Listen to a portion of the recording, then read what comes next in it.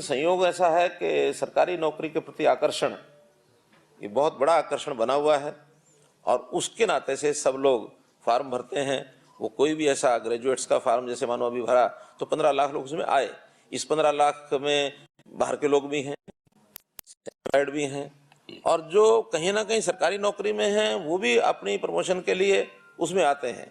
जैसे हमने group D के नौकरियां लगाई।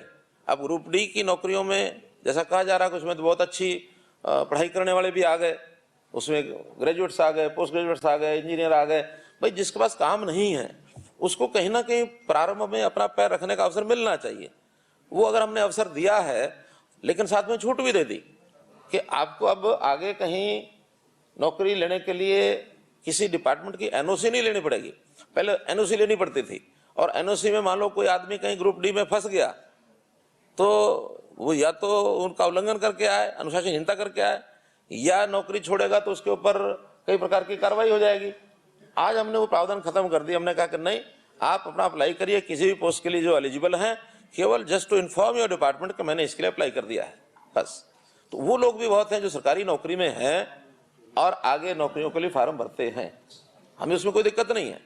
अभी एचसीएस के लिए 5,600 लोगों ने अप्लाई किया सरकारी नौकरी में से और एक ट्रांसपेरेंट तरीके से हमने नौकरी दी। 18 लोग उसमें सिलेक्ट हुए जिसमें से 16 अध्यापक हैं, वरना पहले अध्यापक 1 या 2 आते थे, कैटेगरीज बढ़ जाती थी, एक हर एक डिपार्टमेंट से। मैंने कहा जो योग्य व्यक्ति है वो आएगा तो जिस भी डिपार्टमेंट से आएगा। अपनी कलम हमने बंद कर दी कि टिक करना कि अच्छा ये टिक कर दो एचसीएस बन जाए। ये जो जादूगरी थी मुख्यमंत्री की कलम की वो खत्म कर दी है।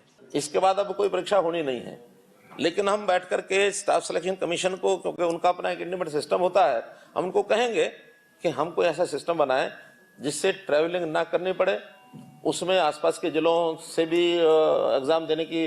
वो तो क्या होगा कि हर एक का जो रेजिडेंस एड्रेस है उसके हिसाब से कंप्यूटराइज करेंगे तो आसपास जिलों में उसको स्थान मिलेगा।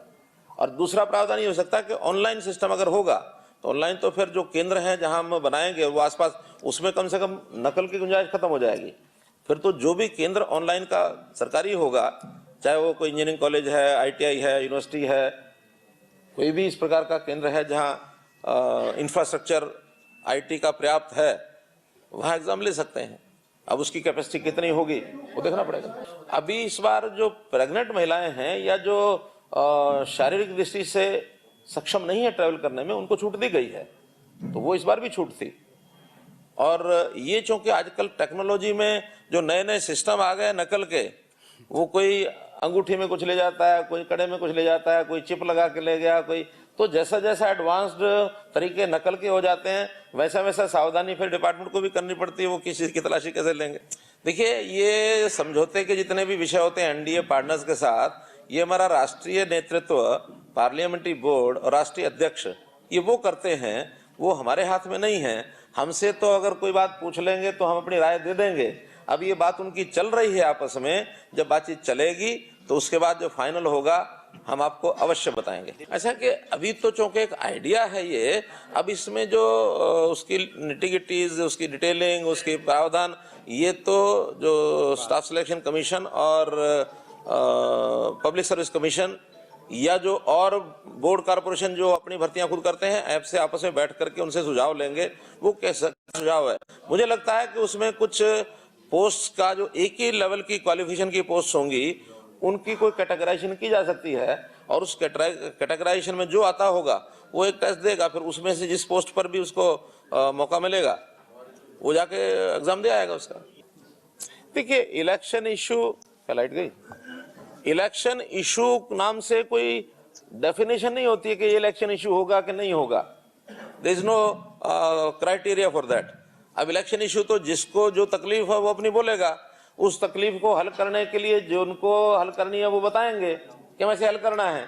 और उसमें कोई इलेक्शन इशू बहुत प्राइम उसका होता है, जैसे आपका प्राइम टाइम होता है ना, ऐसे कोई प्राइम इशू होता है, कोई छोटा इशू होता है।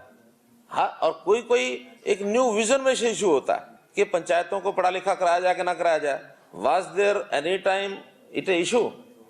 नहीं था, हमारे ध्यान में आया करना चाहिए, बड़ी प्रशंसा हो गई। पूरे प्रदेश को हमने केरोसिन फ्री कर दिया। Was it issue at that time? नहीं था। तो जो चीजें समाज में अच्छी क्रिएटिव की जा सकती हैं वो सब हम करेंगे, ताकि समाज को हमको आगे बढ़ाना है। आगे बढ़ाने में जो जो तकलीफें हैं वो तकलीफें दूर करनी है। कई बार अध्ययन में से बहुत चीजें आती हैं, बेटी बचाओ बेटी पढ़ाओ ये कोई इशू नहीं था, लेकिन एक अध्ययन ऐसा आया कि अगर इसको ध्यान नहीं दिया गया तो कल को एक बहुत बड़ी प्रॉब्लम बन सकती है। तो कई बार समस्याओं को ध्यान में रखते इशू आते हैं, और कभी कभी आइडियाज में से या कुछ लोगों के नए जिसको कहना चाहिए विजन के माध्यम से चीजें आती हैं, उसको आगे लागू किया जाता है।